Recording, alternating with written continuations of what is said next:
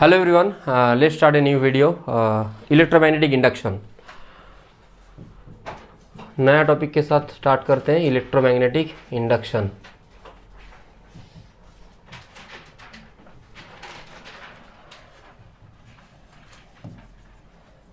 तो जैसे कि हम लोग जो भी पहला चैप्टर था वहाँ पे इलेक्ट्रिक फ्लक्स पढ़े थे, वैसे ही यहाँ पे हम लोग पढ़ेंगे मैग्नेटिक फ्लक्स. ठीक, सेम टू सेम है. इलेक्ट्रिक फ्लक्स के साथ अगर एनालॉजी किया जाए तो मैग्नेटिक फ्लक्स और इलेक्ट्रिक फ्लक्स सेम ही आता है. तो पहला टॉपिक लिखोगे मैग्नेटिक फ्लक्स, पहला लिखोगे मैग्नेटिक फ्लक्स. लिखते लिखते मैं दो चीज़ बोल देता हूँ. जैसे यहाँ पे इंडक्शन में होता क्या है, नॉर्मल जो भी जनरेटर है वो इसी इलेक्ट्रोमैग्नेटिक इंडक्शन के प्रिंसिपल से चलता है. ठीक है, वहाँ पे क्या होता है, एक मैग्नेटिक फ्लक्स करके क्वांटिटी है जो मैं अभी बताऊँगा. तो वो वाला क्वांटिटी चेंज होते रहता है. ठीक है, एक मैग्नेटिक फ्लक्स करके क्वांटिटी है, वो वाला क्वांटिटी चेंज होते रहता है. ठीक, अगर वो टाइम के साथ चेंजेस होगा वहाँ पे, तो उस चेंजेस के लिए इलेक्ट्रिसिटी या ईएमएफ प्रोड्यूस होता है. और ईएमएफ से क्या आता है, करंट आता है. बेसिक चीज़ है, करंट मतलब एनर्जी जो हम लोग का घर में डिस्ट्रीब्यूट होता है. ठीक है, तो कहीं भी अगर दो मैग्नेट है तो दो मैग्नेट के बीच में अगर मैं एक कंडक्टर को रख दूँ, वो घूमेगा किसी भी तरह से. अगर घूमा तो वहाँ पे क्या है, एक इलेक्ट्रिसिटी प्रोड्यूस होगा. तो मेनली किस पे यूज़ होता है, ये जनरेटर पे यूज़ होता है. ठीक है, कहाँ यूज़ होता है, जनरेटर पे. और कोई भी पावर प्लांट पे इसका एप्लीकेशन देखा जा सकता है. ठीक है, डन. अब चलो, अब स्टार्ट करते हैं मैग्नेटिक फ्लक्स से. What is magnetic flux? Magnetic flux क्या है? फ्लक्स यानी कि कोई भी टोटल फील्ड लाइन को डिनोट करता है फ्लक्स. मान लो कि यहाँ पे कोई एक एरिया है. एरिया एक वेक्टर क्वांटिटी है जो तुम लोग पढ़े हो कहाँ पे, इलेक्ट्रोस्टैट पे पढ़े हो. What is area? Area is a vector quantity. Area का डायरेक्शन क्या होता है? एरिया का डायरेक्शन होता है उससे परपेंडिकुलर. मान लो अगर ये एरिया है तो इसका डायरेक्शन कहाँ होगा, ऊपर की तरफ. अगर मैं नीचे वाले एरिया का बात कर रहा हूँ तो नीचे की तरफ होना चाहिए. ठीक है, तो area is always a vector quantity. अगर ये वाला एरिया देखा जाए तो इसका कौन सा डायरेक्शन होगा, इसका डायरेक्शन ये होना चाहिए. अब मान लो इसके थ्रू इलेक्ट्रिक फील्ड जा रहा है, सॉरी मैग्नेटिक फील्ड जा रहा है, ऐसा ऐसा जा रहा है. तो इसके साथ एंगल कितना बना, थीटा. तो मैग्नेटिक फ्लक्स क्या है? मैग्नेटिक फ्लक्स है कि जितना मैग्नेटिक फील्ड जा रहा है उसका प्रोजेक्शन और उसका एरिया का मल्टीप्लिकेशन. प्रोजेक्शन यानी क्या आता है, कॉस थीटा. तो बी का कौन सा कंपोनेंट आएगा, बी कॉस थीटा आएगा. उस एरिया के परपेंडिकुलर एरिया के डायरेक्शन में अगर ये वाला बी हुआ तो इसका इधर वाला कंपोनेंट कितना होगा, बी कॉस थीटा. तो टोटल फ्लक्स कितना होगा, B cos theta into area. ठीक है, मैग्नेटिक फ्लक्स को तुम लोग लिख सकते हो फाई बी करके या सिर्फ फाई करके भी लिख सकते हो, कोई प्रॉब्लम नहीं. ओनली फाई भी लिख सकते हो या फाई बी लिख सकते हो. ठीक है, तो बी कॉस थीटा.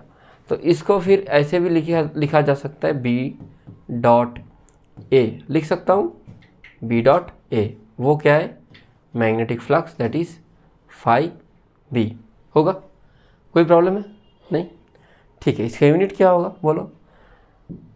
इसका यूनिट क्या होता है, बी का वेबर पर मीटर स्क्वायर. इसका क्या होता है, मीटर स्क्वायर.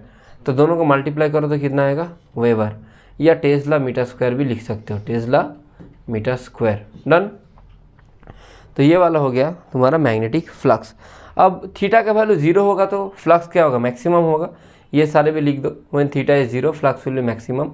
मैं इधर लिख देता हूँ, थीटा जीरो होगा तो फ्लक्स कितना होगा, बी ए होगा.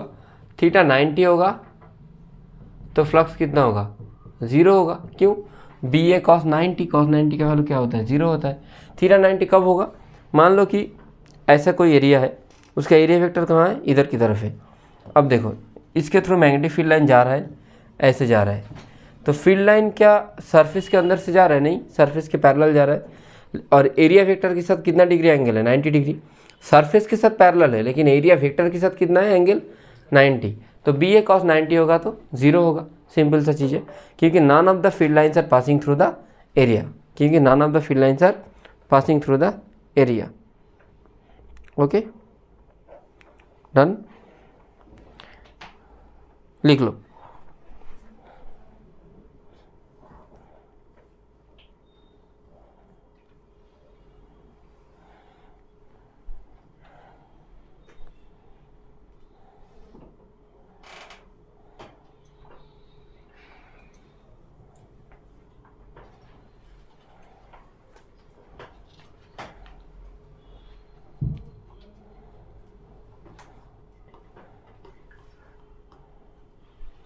लिख लिए। अब अगर थीटा 180 हुआ तो फ्लक्स क्या होगा, नेगेटिव होगा। फिर थीटा अगर 180 में मान लिया तो फ्लक्स क्या होगा, phi negative B A cos 180 that is negative of B A. ठीक है, चलेगा, है कोई प्रॉब्लम? इसको थोड़ा छोटा कर देता हूँ, अब सही है। ठीक है, नेक्स्ट चलते हैं। नेक्स्ट लिखो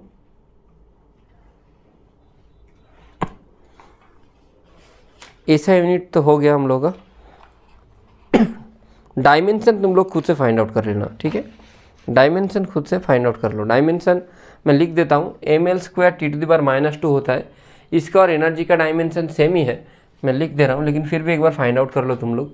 ml² T⁻², क्योंकि ml² T⁻², एनर्जी तो नहीं कहूँगा, कितना आ रहा है kg m²/s²। नहीं, एनर्जी का ही तो आ रहा है, एनर्जी सेम ही आ रहा है ना। तो एनर्जी का डायमेंशन आ रहा है ml² T⁻²। ए नहीं, बी को तो ऐसे लिख सकता हूँ ना, F = QVB, वहाँ से बी का आ जाएगा, बी का मैग्नीट्यूड आ जाएगा ना, F = QVB। ठीक है, तो ऐसा unit of magnetic flux QVB नहीं, F = BIL लिखो। ठीक है, BIL लिखो और एरिया का एरिया लिखो। देखो इतना ही आएगा, ml² T⁻², ये आ रहा है।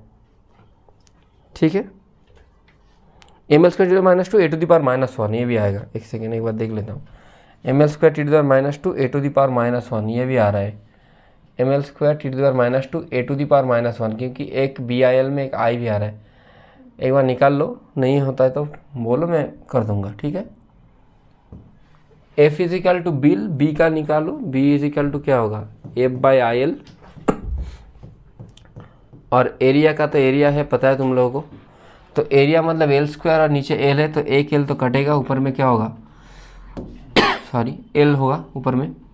अब F का कितना होता है, ml T⁻², तो इसका ml T⁻² इंटू L, यानी ml² T⁻², और I जो छूट गया था, मैं भूल गया था बताने को, तो I का क्या होगा, एम्पियर, यानी A⁻1। ठीक है, तो ml² T⁻², A⁻1, ये आएगा रिजल्ट। ठीक है, अब चलते हैं कुछ एक पे फ्लक्स निकालते हैं। फिर एक सेकेंड, मैं एक दो क्वेश्चन देता हूँ। लिखो B = 0.2 I कैप, आसान सा क्वेश्चन है, छोटा सा क्वेश्चन है। B = 0.2 I कैप, मैं लिख दे रहा हूँ फिर भी। B = 0.2 I cap plus 0 J cap plus 0 K cap. Find out flux in XY plane, in XY plane if the area is 20 meter square, if the area is 20 meter square, ठीक है, कितना area है, 20 metre square.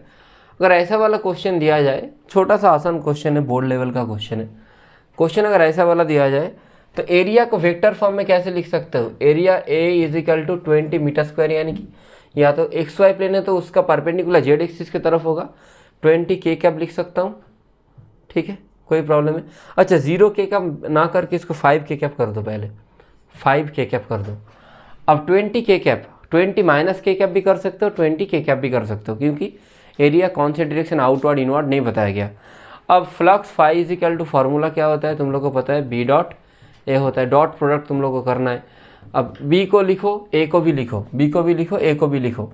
Dot कैसे करोगे, dot का formula तुमको पता है, I के साथ I का डॉट क्या होता है 1, J के साथ J का 1, K के साथ K का 1, बाकी सब का 0। तो यहाँ पे अगर इन दोनों का डॉट करूँ, ये वाले B का और ये वाले A का, तो देखो पहले क्या आ रहा है, पहले यहाँ पे आ रहा है I और यहाँ पे आ रहा है K, तो I के साथ अगर K का डॉट करूँगा तो कितना आएगा, 0 आएगा। J तो 0 ऐसे ही है, और K के साथ K का करूँगा तो कितना आएगा, 1 आएगा। तो बचा कितना, K के पहले 5 और यहाँ K के पहले कितना बचा, 20, तो 5 20 से कितना होगा, 100 होगा। ठीक है, इसका यूनिट क्या होता है, टेस्ला मीटर स्क्वायर। सही है कोई problem?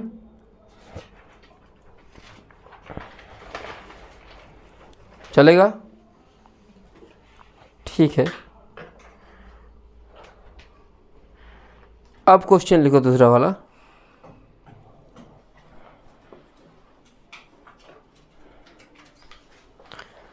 A solenoid 4 centimetre in diameter, मैं लिख दे रहा हूँ क्वेश्चन।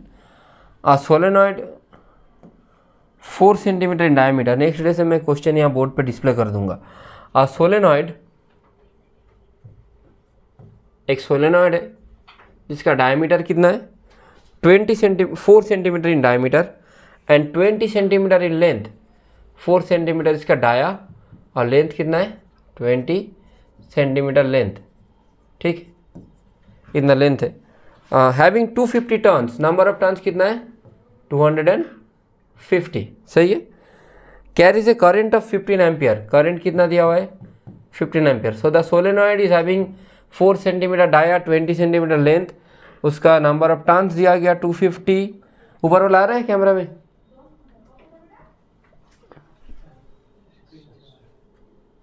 अरे ठीक है। अब चलते हैं और क्या दिया हुआ है, calculate the flux through the surface of a disc, calculate the flux through the surface of a disc of 10 centimetre radius, of 10 centimetre radius, position perpendicular to the axis of solenoid, of 10 centimetre radius, of 10 centimetre radius, मतलब एक disc है जिसका radius कितना है 10 centimetre, which is positioned perpendicular, which is positioned perpendicular 10 centimetre radius के बाद लिखो which is positioned perpendicular to the axis of solenoid, to the axis of solenoid, ठीक है, to the axis of solenoid. और एक बार बोलूँ, a solenoid having 4 centimetre dia 20 centimetre length, n is equal to 250, I is equal to 15 ampere, R is equal to 10, R is the radius of the disc which is placed perpendicular to the solenoid axis of the solenoid at its center, at its center, centre पे और and पे solenoid का magnetic field का value अलग अलग होता है। Centre पे होता है म्यू नॉट एन आई और एंड पे क्या होता है mu naught N I by 2, ठीक है। तो इसको सॉल्व करते हैं, कैसा था, ऐसा होता है सोलेनॉइड, मान लो ये वाला, इसका लेंथ और डायमीटर सारे कुछ दिया हुआ है, ठीक है। यहाँ पे मैंने एक डिस्क को रखा, किसको रखा, डिस्क को, डिस्क का रेडियस कितना दिया हुआ है बोलो, रेडियस 10 सेंटीमीटर है ना, तो डिस्क थोड़ा बड़ा है, इसका रेडियस कितना है 10 cm और इसका डायमीटर कितना है 4 cm, कितना डायमीटर है 4 cm, तो डिस्क का रेडियस कितना होगा, इसका कितना है 10 cm, ठीक है। तो तुमको क्या करना है, देखो डिस्क का एरिया वेक्टर कौन सा डायरेक्शन में हो रहा है, ये वाला डायरेक्शन पे, मैग्नेटिक फील्ड भी उसी डायरेक्शन पे जा रहा है, तो दोनों अगर सेम डायरेक्शन पे होगा तो उसके बीच में एंगल कितना है 0 डिग्री। तो पहले मैग्नेटिक फील्ड निकालो, मैग्नेटिक फील्ड का फार्मूला क्या होता है सोलेनॉइड के लिए, B is equal to mu naught N I या B is equal to mu naught N, capital N लिखोगे तो N I by L. Mu naught का वैल्यू पता है कितना है, mu naught is equal to 4 pi into 10⁻⁷। N कितना दिया है 250, लेंथ कितना दिया है 20 सेंटीमीटर, इसको किस में करना है मीटर पे कर लेना है, ठीक है। करंट कितना दिया है 15, सारे कुछ कर लोगे। म्यू नॉट कितना है 4 पाई इंटू 10⁻⁷, एन का वैल्यू कितना है 250, आई का वैल्यू कितना है 15, लेंथ कितना दिया है 20 सेंटीमीटर, मीटर पे कर लोगे क्योंकि सारे को मेरे को एसआई पे करना है। उसके बाद क्या लिखना है 5 यानी फ्लक्स, फ्लक्स ऐसे आएगा, फ्लक्स का फॉर्मूला क्या होता है बी डॉट ए यानी बी ए कॉस 0, बी का वैल्यू तो निकल गया, ए का वैल्यू कितना आएगा एरिया, एरिया बोलो कौन सा एरिया ओवरलैपिंग एरिया है, जो बीच वाला एरिया है वो ओवरलैपिंग है, बाकी का ओवरलैपिंग हो रहा है नहीं हो रहा है, कौन सा एरिया ओवरलैपिंग है, बस ये वाला एरिया, ये वाला एरिया ओवरलैपिंग है, बाकी वाला एरिया मेरे को कंसीडर नहीं करना है क्योंकि वो बाहर है और बाहर मैग्नेटिक फील्ड होता नहीं है, अगर होता भी है तो वो बहुत कम होता है। तो मेरे को कौन सा एरिया बताना है बोलो, जो छोटा वाला एरिया है यानी जो सोलेनॉइड का एरिया है वो वाला, सोलेनॉइड का एरिया कौन सा, ये वाला, इसका रेडियस कितना है 4, रेडियस नहीं डायमीटर 4 है तो रेडियस कितना होगा 2, तो पाई आर स्क्वायर, आर की जगह में क्या लिखोगे 0.02, क्यों? क्योंकि किस में है? सेंटीमीटर में है। तो बी मिल गया तुमको, ए मिल गया, वैल्यू पुट करो, कमेंट में बता दो कि आंसर क्या आ रहा है। ठीक है, नेक्स्ट चलते हैं दूसरा क्वेश्चन पे। तो क्वेश्चन समझ आ गया होगा। अब चलते हैं दूसरा क्वेश्चन पे, जो बहुत ही इंपॉर्टेंट क्वेश्चन है। थोड़ा सा टफ होगा, लेकिन बोलना पड़ेगा क्योंकि क्वेश्चन इंपॉर्टेंट है, मेंस के लिए बहुत ज़्यादा इंपॉर्टेंट है। ठीक है, मैं क्वेश्चन बता रहा हूँ। लिखो अ लॉन्ग कॉपर वायर, लिखो a long copper wire carries a current I ampere.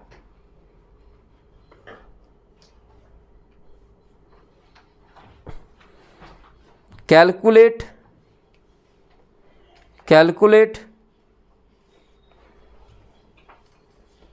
magnetic flux. Calculate magnetic flux per meter of the wire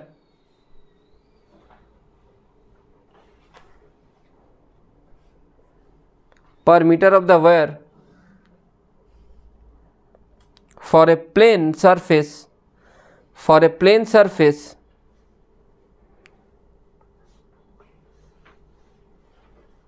inside the wire.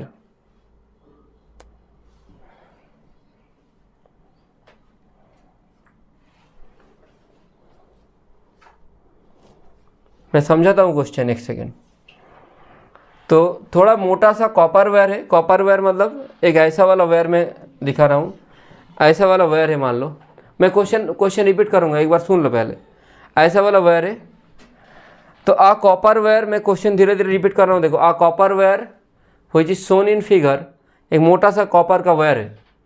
ठीक है, ये वाला मान लो, इसको थोड़ा सा हटा देता हूँ। हाँ, ऐसा वाला, और दूसरा ऐसा वाला। ठीक है, मोटा सा कॉपर का वायर है। अब अब ऐसा लंबा वायर है। ठीक है, तो तुमको मान लो कि ये वाला कॉपर का वायर है पूरा, इसका कोई प्लेन मतलब समझ रहे हो? अगर मैं यहाँ से कुछ काटूँ तो ये वाला, मतलब इसका अगर कोई मैं प्लेन सरफेस ले लूँ अंदर में, मतलब let's assume you are taking a plane surface at this position, अंदर कोई प्लेन सरफेस, समझ रहे हो? एक कॉपी होगा तो दे दो, मैं समझाता हूँ। फिर मोबाइल होगा, ये वाला मान लो लॉन्ग वायर है, और यहाँ मैं एक प्लेन सरफेस ड्रॉ कर रहा हूँ। कौन सा वाला? ये वाला प्लेन सरफेस है। अब समझियो प्लेन सरफेस कौन सा है। हाँ, तो इस प्लेन सरफेस पे कितना फ्लक्स होगा वो तुमको फाइंड आउट करना है। ठीक है, समझ गए? इसके अंदर ये पूरा मोटा वायर है। ठीक है, इसके अंदर एक प्लेन सरफेस है, कोई एक प्लेन सरफेस इसको। ठीक है, अब सॉलिड सिलेंडर है। कोई भी सॉलिड सिलेंडर होता है तो सॉलिड सिलेंडर हो गया या सॉलिड स्फीयर हो गया, उसके लिए मैग्नेटिक फील्ड का फॉर्मूला देख लो एक बार।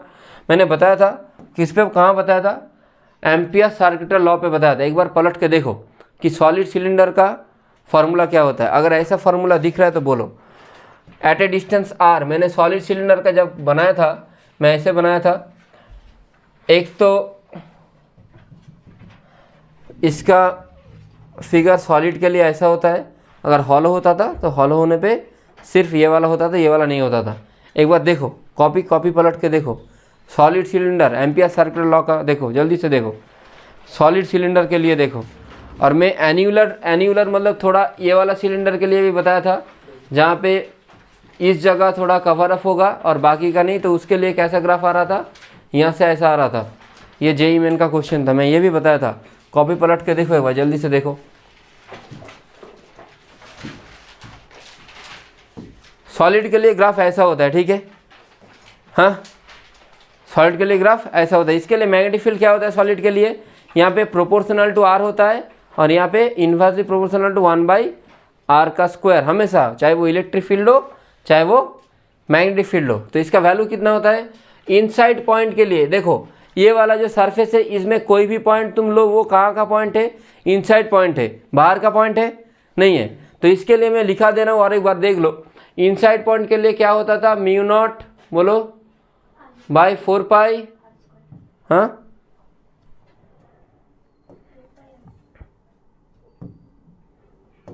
Mu naught by 4 pi 2i r by R square. Surface के लिए क्या आता था, mu naught by 4 pi 2i by r, और आउटसाइड के लिए क्या आता था, mu naught by 4 pi 2i by small r आता था, है ना, ये आता था। ठीक है, यहाँ देखो ये सारे कांस्टेंट है, बी आर के साथ प्रोपोर्शनल हो रहा है। मैंने ये वाला कहाँ पे कराया था, एम्पियर सर्कुलर लॉ का एक्सप्लेनेशन में कराया था, एक बार देख लो। एम्पियर सर्कुलर लॉ का एक्सप्लेनेशन में कराया था, इनसाइड के लिए कराया था। ठीक है, अगर यही हॉलो होता तो इनसाइड वाला क्या हो जाता, 0। अगर यही हॉलो होता तो इनसाइड वाला क्या हो जाता, 0। ठीक है, समझ गए। ठीक है, फिर इसको मैं छोटा कर देता हूँ थोड़ा सा, क्योंकि ये तो चाहिए लेकिन ये उतना इस क्वेश्चन के लिए इम्पोर्टेंट नहीं है। एक सेकेंड, अरे यार इसको पूरा का पूरा छोटा करना होगा।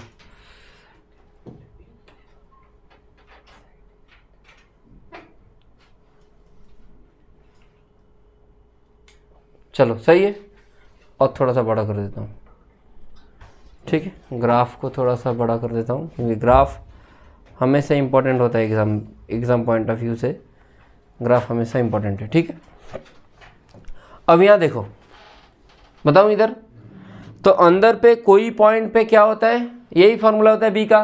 कौन सा वाला formula, B is equal to, थोड़ा इसको छोटा करता हूँ, mu naught by 4 pi 2i r by R square. अगर बी ये हुआ तो एरिया का वैल्यू कितना है, देखो B D S cos theta ऐसे ही होता है ना। B flux is equal to, मैंने क्या लिखा था, बी डॉट ए लिखा था।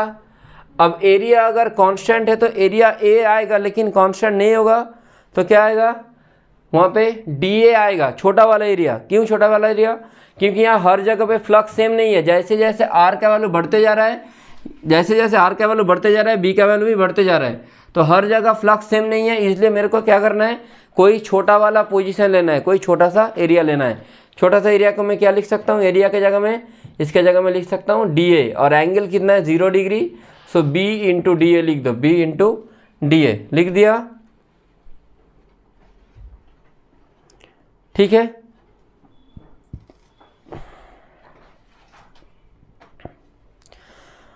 अब इसका लेंथ कितना मान लो, लेंथ मान लो एल, कितना लेंथ है, एल। ठीक है, एल, ये वाला कितना है पूरा आर, और मैं कहाँ ले रहा हूँ, मान लो आर पोजीशन पे, तो यहाँ पे मैंने एक छोटा सा पोर्शन मान लिया, वो क्या है डी आर। और एक बार मैं बता रहा हूँ, मेरे को मान लो इस वाले पोजीशन पे, कॉपी दे एक बार, इस वाले पोजीशन पे मेरे को निकालना था, कहाँ निकालना था, एक प्लेन पे, एक प्लेन पे, जो प्लेन सेंटर से कुछ दूरी पे है। ठीक है, मैं ये वाला प्लेन पे बता रहा हूँ। तो मान लो सेंटर से इसका डिस्टेंस कितना है, आर, इसका पूरा लेंथ कितना है, एल, और यहाँ पे छोटा सा मैं एक एलिमेंट मानता हूँ, कितना, डी आर मान सकता हूँ। क्यों मान रहा हूँ, क्योंकि हर एक जगह पे मैग्नेटिक फील्ड अलग अलग है। अगर हर एक जगह पे सेम होता तो मेरे को नहीं मानना पड़ता, हर एक जगह पे अलग अलग है, इसलिए मेरे को मानना पड़ रहा है। क्यों पड़ रहा है, क्योंकि b का वैल्यू अलग अलग होगा, तो मैं सीधा सीधा फार्मूला b इंटू अप्लाई नहीं कर सकता, क्योंकि b कांस्टेंट होता है तभी वो अप्लाई होता है। कांस्टेंट नहीं होने से हम लोग को हमेशा क्या करना होता है, इंटीग्रेशन करना होता है। ठीक है, तो b डॉट डी ए, अब b का वैल्यू कितना है बोलो, म्यू नॉट 2ir, अच्छा 2 कट कैंसिल होगा तो क्या आ रहा है, mu naught by 2 pi i by R square, और यहाँ r, डी ए ये वाले छोटा एरिया का वैल्यू कितना आएगा, छोटा सा एरिया का वैल्यू मान लो पूरा लेंथ कितना है, l, और छोटा वाला पोर्शन कितना है, डी आर। मैंने बताया अभी छोटा वाला पोर्शन कितना है, अभी बताया डी आर, कि r डिस्टेंस पे मैंने छोटा सा पोर्शन लिया, वो कितना है, डी आर। तो r एरिया कितना होगा, डी ए का एरिया, इसका एरिया जो होगा वही होगा। एरिया क्या होता है, लेंथ इंटू ब्रेथ, लेंथ कितना है एल, ब्रेथ कितना है डी आर। तो यहाँ पे क्या लिखोगे, एल इंटू डी आर लिखोगे तो कितना आएगा, mu naught by 2 pi I by R square R L D are.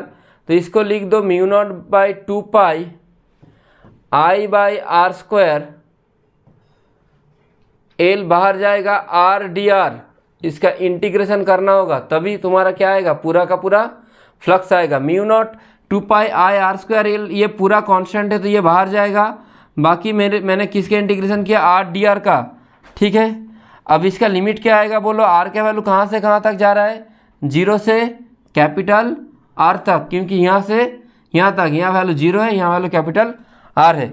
इसको इंटीग्रेशन करो, आर डी आर के इंटीग्रेशन क्या आता है, आर स्क्वायर बाई 2 आता है। तो सीधा सीधा कुछ बिना समझे, मतलब समझे बिना समझे नहीं, mu naught by 2 pi I by R square L, R D R के इंटीग्रेशन आएगा आर स्क्वायर बाई 2 आएगा।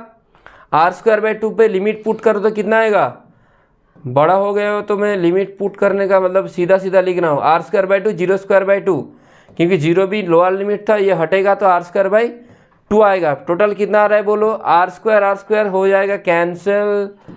अब ये अगर कैंसिल हुआ, अब तुमको क्या बताया गया था, find out magnetic field per unit, magnetic flux per unit length.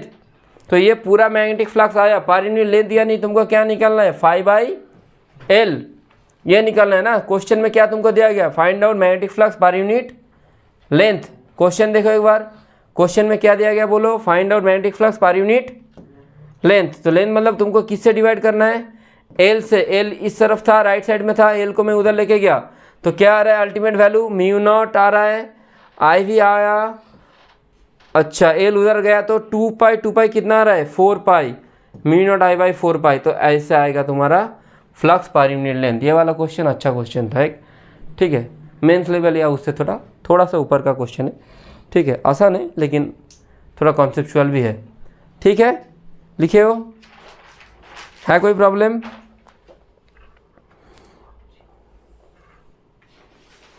लिख लिए। अब लिखो work done in changing, work done in changing, work done in changing, work done in changing. आ रहे हैं सबको समझ में, ऑफलाइन वाले लोग आ रहे हैं समझ में, work done in changing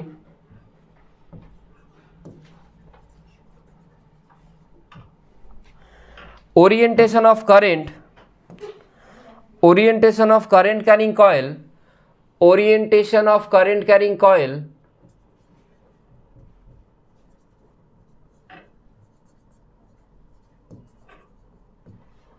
current carrying coil in a magnetic field। ये वाला पोर्शन हमने पढ़ा हुआ है, थोड़ा सा, पूरा टॉपिक तो नहीं कहूँगा लेकिन थोड़ा सा मैं पढ़ाया था।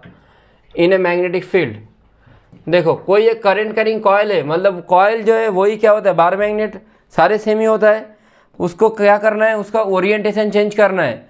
तो ओरिएंटेशन चेंज करने के लिए क्या किया जाता है, ओरिएंटेशन चेंज करने के लिए हम लोग W is equal to formula apply करते हैं, M B cos theta 1 minus cos theta 2, ये अप्लाई करते हैं ना, हाँ ये अप्लाई करते हैं। एम मतलब क्या होता है, आई इंटू एरिया होता है, इसको मैं ऐसे लिख सकता हूँ आई इंटू एरिया। ये वाला आ रहा है कैमरा में, ये वाला colour green colour, blue colour, हाँ सही से आ रहा है,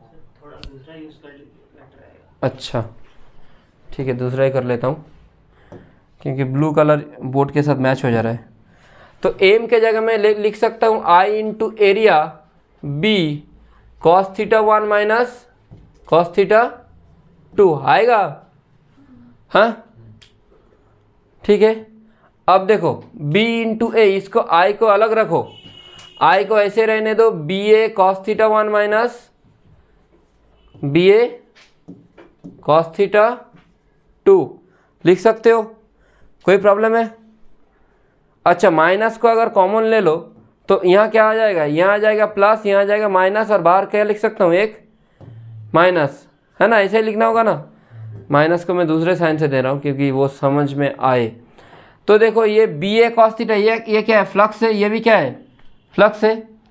तो फाइनल फ्लक्स कौन सा है, ये वाला B A cos theta flux है, यहाँ पे बी ए कॉस थीटा वो भी फ्लक्स है, जो 1 है वो इनिशियल फ्लक्स है, जो 2 है वो फाइनल फ्लक्स है। तो यहाँ आएगा माइनस आई फाई 2 माइनस फाई 1, या लिख सकते हो माइनस आई इंटू डेल्टा फाई, लिख सकते हो। तो ये आ गया तुम्हारा वर्क डन। है ऑनलाइन कोई? नहीं है, चलो ये आ गया वर्क डन। है शुभम है, शुभम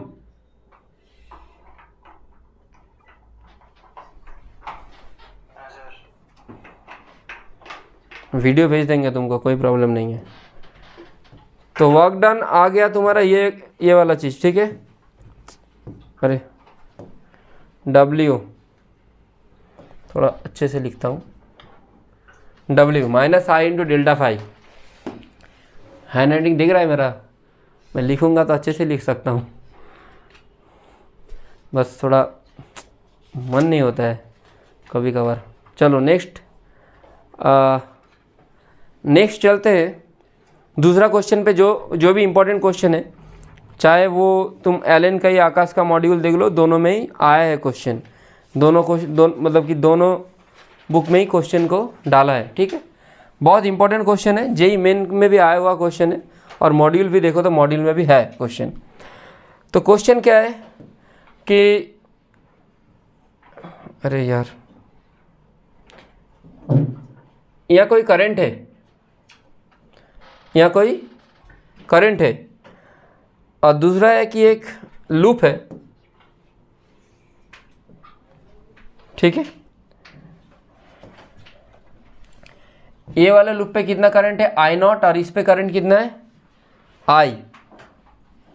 तुमको गिवन है कि इसका डिस्टेंस A गिवन है, और इसका लेंथ गिवन है L। लेंथ कितना दिया हुआ है? L। मैं हट जा रहा हूँ, L लिख लो, मैं हट गया, L, ठीक है। फाइंड आउट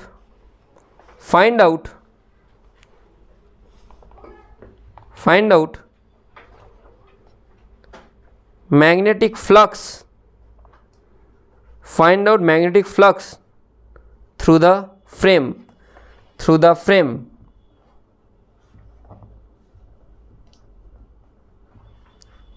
द फ्रेम है साइड लेंथ L, मतलब ये भी L होगा तो इसको भी L ही लिखो। इसको मैं थोड़ा छोटा कर दे रहा हूँ, एक सेकेंड।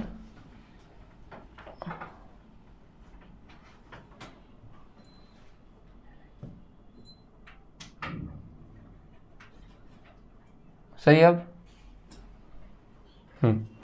ये भी L है तो ये भी L ही दिया हुआ है, सारे सेम ही है। स्क्वायर बनाना था, मैंने इसको रेक्टेंगल बना दिया, चलेगा, कोई प्रॉब्लम नहीं है, ठीक है। तो तुमको फाइंड आउट करना है मैग्नेटिक फ्लक्स। अब देखो, अगर यहाँ करंट जा रहा है तो करंट का डायरेक्शन कौन सा होगा? इनसाइड है। अब इनसाइड होगा तो प्रॉब्लम क्या है कि हर जगह मैग्नेटिक फील्ड अलग अलग होगा, क्योंकि यहाँ पे जो वैल्यू है यहाँ पे वो अलग अलग है। क्यों अलग अलग है? उसका रीज़न क्या है? क्योंकि डिस्टेंस उसका बढ़ते जा रहा है, ठीक है। तो यहाँ पे भी तुमको इंटीग्रेशन करना है, जहाँ अलग अलग हुआ तुमको इंटीग्रेशन करना है। तुमको क्या करना है, यहाँ पे छोटा सा एक क्या लेना है? एलिमेंटल लेंथ, क्योंकि फ्लक्स के लिए क्या चाहिए? एरिया चाहिए ना। और यहाँ से डिस्टेंस ले लो, इसका x ले लो, और छोटे वाले पोर्शन का क्या लेते हैं हम लोग? dx। बस इतना समझ आ गया होगा तो बाकी का भी आ ही जाएगा। इतना मैं तुम लोगों को सिखा दिया। b का फॉर्मूला क्या होगा बोलो? x डिस्टेंस पे लिखो, एट x वाले पोजीशन पे, at x you need to find out the formula of b। क्या फॉर्मूला होगा बोलो? एट x पे μ0 by 4 pi I by 2i by x, यही होता है ना। μ0 by 4 pi 2i by r होता है कोई भी इनफाइनाइट कंडक्टर के लिए। तो इसका अगर इनफाइनाइट मानूँ तो कोई भी जगह ले लो, यहाँ पे उस पर क्या आएगा value? μ0 by 4 pi 2i by x आएगा। अब इसका फ्लक्स निकलने के लिए क्या करना होगा? Phi is equal to area होता है b इंटू ए। तो b का वैल्यू क्या लिखोगे? μ0 by 4 pi 2i by x। अब एरिया कितना आएगा? एरिया छोटा सा एरिया, ये वाला L, ये वाला लेंथ L, ये वाला dx, तो L इंटू dx। अब फ्लक्स के लिए इसको क्या करना होता है? इंटीग्रेट करना होता है। तो μ0 बाई 4 पाई बाहर जाएगा, मैं कर रहा हूँ, तुम लोग भी खुद से करो, फिर बाद में बोर्ड की तरफ देखना।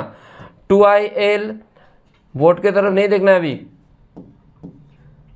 कोई देखा तो आंखें नोच लूँगा मैं, ठीक है। इधर a प्लस l, इंटीग्रेशन खुद से आना चाहिए, समझ गए? नहीं, आंखें नोचूंगा नहीं तो फिर अभी ये बोलूँगा तो विवाद हो जाएगा। Mu naught by 4 pi 2IL dx by x क्या आएगा, ln x। यहाँ पे a प्लस एल और a, बाकी लिमिट तुम लोग को बिठाने आता है। पहले a प्लस एल आएगा, फिर क्या आएगा, a आएगा। मैं इस स्टेप को मिटा रहा हूँ, ये स्टेप अगर लिख लिए हो तो इसको मैं मिटा रहा हूँ, मैं सीधा लिमिट पुट कर रहा हूँ, ठीक है। पहले आएगा a प्लस एल माइनस आएगा ln a, upper limit minus lower limit, तो log a minus log b क्या आता है, ln a बाई b। तो इसका ऐसे लिख सकते हो, ln a plus L by a लिख सकता हूँ। तो mu naught by 4 pi 2IL ln a plus L by a, ये आएगा। आ गया समझ, ठीक है। तो ये बहुत इंपॉर्टेंट क्वेश्चन है मेंस के लिए। अब इसका एडवांस के क्वेश्चन की तरफ जाते हैं। मैं क्वेश्चन डाल रहा हूँ होमवर्क के लिए, अगर हुआ तो सही है, किसी ने कर दिया, अगर नहीं हुआ तो मैं नेक्स्ट डे कराऊंगा, ठीक है। अब मैंने ऐसे ही तो नहीं डाला था आई नॉट इधर, इसका तो कुछ यूज़ ही नहीं हुआ, तो इसका यूज़ होगा। देखो इसका यूजेज क्या है, मैं समझा रहा हूँ। Write down the question, if the loop is rotating by 90-degree angle, if the loop is rotating by 90-degree angle, find out the work done, find out the work done। ये rotate कर रहा है ऐसे। मैं एक hint दे रहा हूँ, जो मैं पिछला वाला क्वेश्चन कराया था I इंटू डेल्टा फाई, तो I तो तुम लोग को दिया हुआ है आई नॉट। अब तुमको क्या फाइंड आउट करना है, डेल्टा फाई फाइंड आउट करना है। डेल्टा फाई यानी फाई 1 और phi 2, phi 1 phi 2 find out कर लिया, तो फाई 1 तो ऑलरेडी फाइंड आउट कर ही लिए हो। ये वाला फ्लक्स जब ऐसा है 90 डिग्री रोटेट करेगा तो कैसा होगा, ये थोड़ा सामने की तरफ, मतलब ये तो जैसे वैसे रहेगा, और ये कैसे हो गया, ये सामने की तरफ आ जाएगा, है ना, 90 डिग्री रोटेट करेगा तो। मतलब ये है कि अगर ये वाला I1 है और ये मेरा फ़ोन इनिशियली ऐसे था, 90 रोटेट हुआ, मतलब कैसा हो जाएगा, ऐसा हो जाएगा। तो अभी कुछ एक फ्लक्स जा रहा था इससे, अभी भी कुछ एक जाएगा, बस तुमको दोनों का डिफरेंस निकाल लेना है। बाकी फार्मूला तो तुमको पता है कि I इंटू क्या होता है, डेल्टा फाई। I दिया हुआ है आई नॉट, तो तुमको क्या फाइंड आउट करना है, डेल्टा फाई दोनों बार फाइंड आउट कर लो, जो भी वैल्यू आएगा वही तुम्हारा आंसर होगा, ठीक है। अगर होता है तो बोलो, इसका आंसर मैं नेक्स्ट डे बताऊंगा। अब चलते हैं दूसरा टॉपिक पे। एक सेकेंड में देख लेता हूँ कितना टाइम बचा हुआ है। अच्छा हाँ, लिखो इलेक्ट्रोमैग्नेटिक इंडक्शन EMI, जो मतलब कि जो ओरिजिनली टॉपिक है, अभी उस पे जा रहे हैं, चैप्टर नेम जहाँ से आया, इलेक्ट्रोमैग्नेटिक इंडक्शन EMI। मैं अभी तो पूरा ही लिख रहा हूँ, लेकिन अगले बार से मैं बस EMI लिखूँगा, पूरा नहीं लिखूँगा, तो तुम लोग याद रखना। इलेक्ट्रोमैग्नेटिक मैं एब्रीविएशन फॉर्म में लिखूँगा, इलेक्ट्रोमैग्नेटिक इंडक्शन, ठीक है, लिख सकता हूँ ऐसे। अब देखो इलेक्ट्रोमैग्नेटिक इंडक्शन कब होता है, लिखो if there is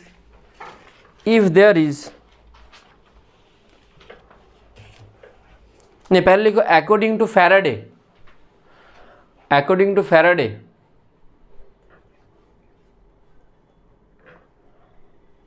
if there is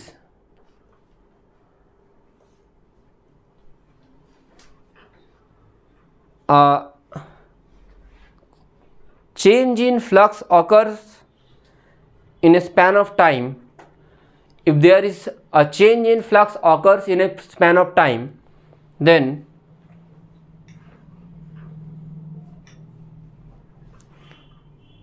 an induced EMF is observed,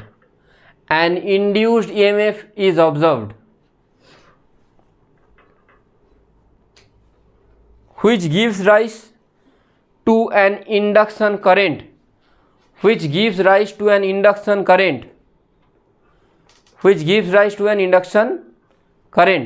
done, सही है, ओके।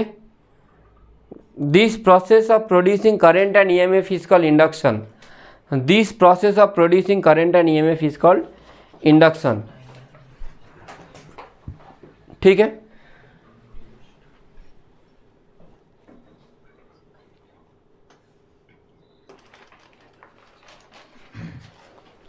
अब लिखो फैराडेज एक्सपेरिमेंट. फैराडेज एक्सपेरिमेंट, मैं पूरा एक्सपेरिमेंट समझाता हूं, ध्यान से देखना. ठीक है.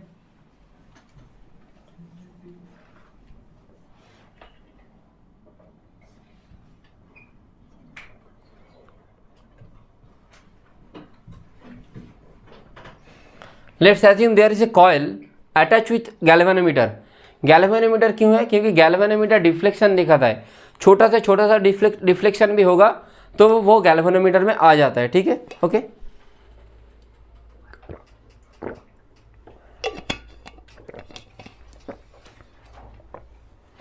सही है. छोटा सा डिफ्लेक्शन भी होगा तो वो गैल्वेनोमीटर में आ जाता है. तो अब देखो, तो जैसे कि दोनों अगर रेस्ट पे होगा, दोनों का किसी का वेलोसिटी नहीं है, तो यहाँ जो भी जितने भी इसके चलते मैग्नेटिक फील्ड लाइन पास कर रहा था उस पर चेंजेस आएगा? नहीं आएगा. मैग्नेटिक फील्ड लाइन हालांकि एक दूसरे को इंटरसेक्ट नहीं करता. मैंने थोड़ा सा गलत ड्रॉ कर दिया, मेरे को ऐसे ड्रॉ करना चाहिए था. एक सेकेंड.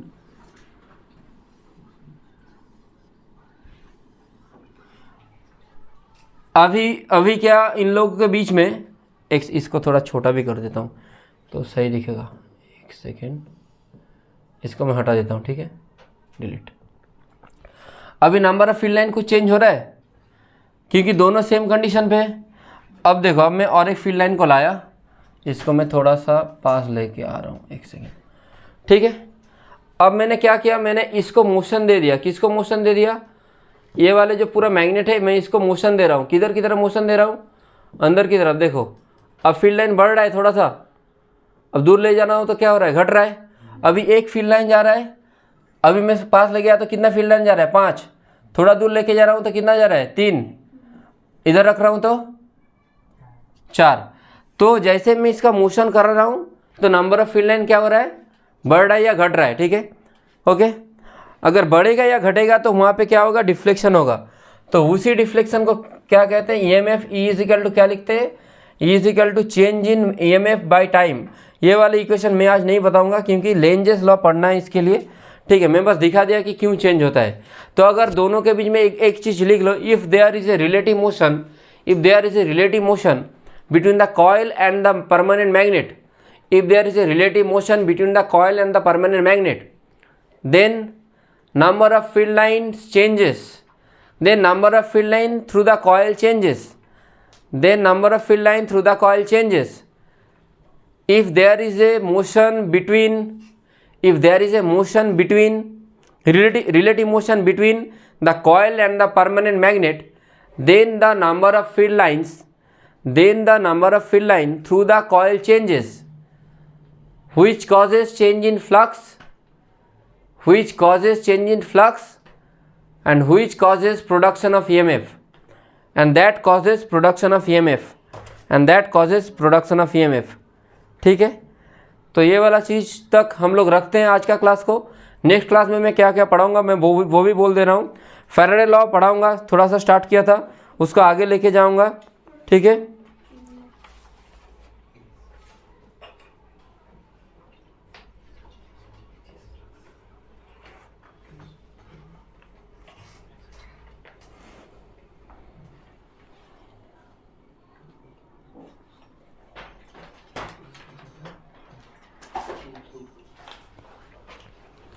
ठीक है.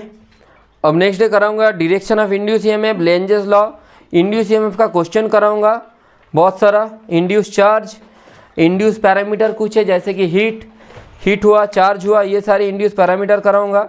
और मैं बोल दे रहा हूँ और एक बार, नो ईएमएफ केसेस बहुत एक इंपॉर्टेंट क्वेश्चन है वो कराऊंगा. और मैं एक डायरेक्शन लेके मैं थोड़ा एक्सरसाइज कराता हूँ एलन का मॉड्यूल से, वो भी कराऊंगा. ठीक है.